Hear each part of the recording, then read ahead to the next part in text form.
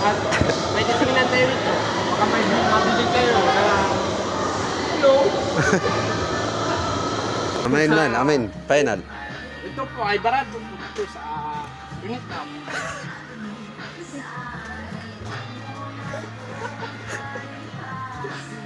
Kaya dito tayo. Tingin-tingin lang tayo. Kahit walang laman ng basket natin. Masaya na natin. Ito po yung klaseng napaka...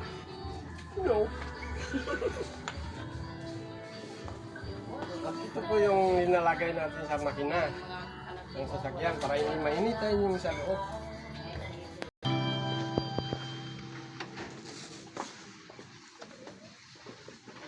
Pipi nga maulog. Kung gusto mong carpenter, di wow. Hindi mo gustong paalisin yung asawa mo.